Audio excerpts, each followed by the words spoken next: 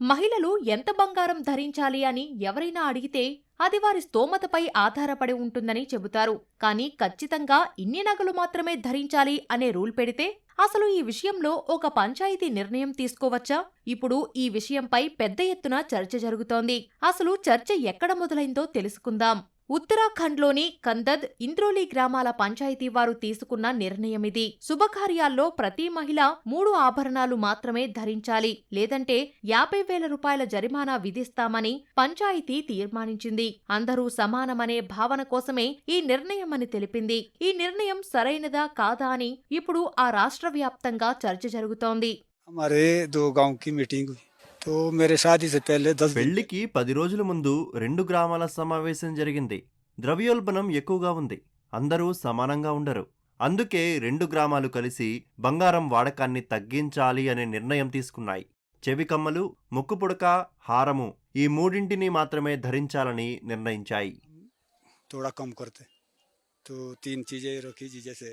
కొంతమంది ఈ నిర్ణయం సరైనదని సపోర్ట్ చేస్తున్నారు. మరికొందరు కేవలం బంగారు ఆభరణాలపైనే ఎందుకీ నిషేధమని ప్రశ్నిస్తున్నారు. పెళ్లి వేడుకల్లో మద్యం, ఇతర ఖర్చులు కూడా చాలా ఎక్కువని వాదిస్తున్నారు.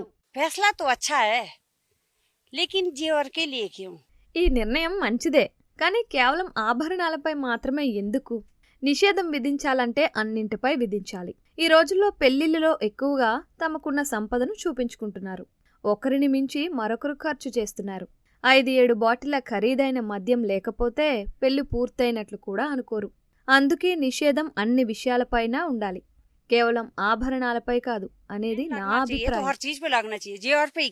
బంగారాన్ని భవిష్యత్తు పెట్టుబడిగా మహిళలు భద్రంగా దాచుకుంటారు. వివాహ ఖర్చులు తగ్గించటానికి ఇదొక్కటే కాకుండా ఇతర మార్గాలు ఉన్నాయని చెబుతున్నారు.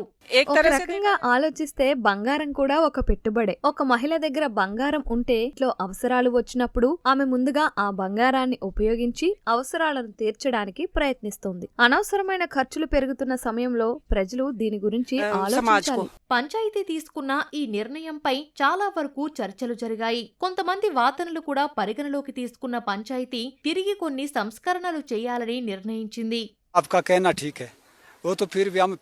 ప్రజల మాట కూడా సరైనదే, ఎందుకంటే మద్యం వంటి ఇతర అనవసర ఖర్చులు కూడా ఎక్కువగా ఉన్నాయి. మేము కూడా ఈ విషయంపై ఆలోచిస్తాం, క్రమంగా వాటిని కూడా తగ్గిస్తాం. అయితే దీనికి కొంచెం సమయం పడుతుంది.